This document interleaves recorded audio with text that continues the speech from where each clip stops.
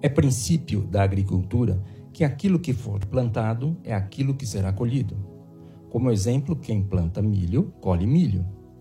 O apóstolo Paulo usa esse princípio para ensinar e exortar sobre nosso estilo de vida em sua carta aos Gálatas, capítulo 6, versículos 7 e 8.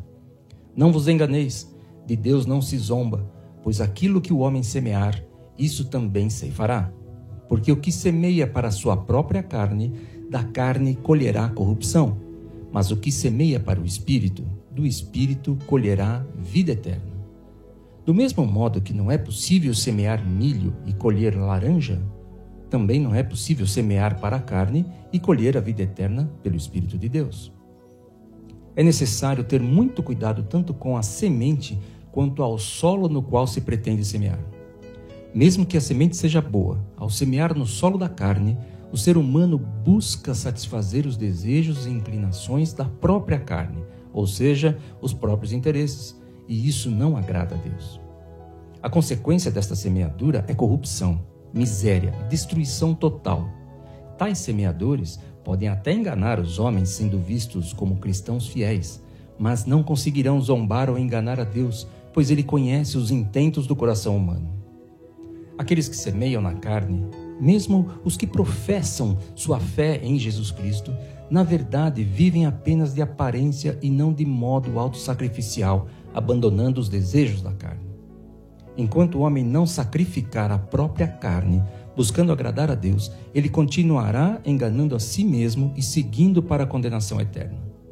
Esse aspecto também é válido para quem se declara como cristão fiel, pois satisfazer a carne e as ambições pessoais não deve ser seu interesse, mas agradar a Deus se evidencia como o interesse fundamental do verdadeiro cristão. Aquele que semeia para a própria carne, da carne colherá a corrupção que resulta na morte. Todavia, aquele que semeia para o Espírito, do Espírito experimenta uma vida de qualidade e colherá a vida eterna, pois sua intenção é viver sob a influência do Espírito de Deus. Assim, o que semeamos aqui é o que vamos colher no mundo vindouro. Por isso, é loucura desprezar os julgamentos de Deus, pois todos hão de comparecer diante dele para prestar contas do que fizeram aqui neste mundo. Aquele que com plena convicção declara Jesus Cristo como seu Salvador e Senhor e se submete ao seu governo, passa a viver sob a influência do Espírito. Demonstra uma vida de devoção e adoração a Deus, se esforçando em ser útil a todos aqueles que o cercam. Semear no Espírito significa viver sob influência do Espírito, fazendo o bem a todos e semeando a boa semente da obra salvadora e redentora que o Senhor Jesus Cristo realizou ao morrer na cruz do Calvário.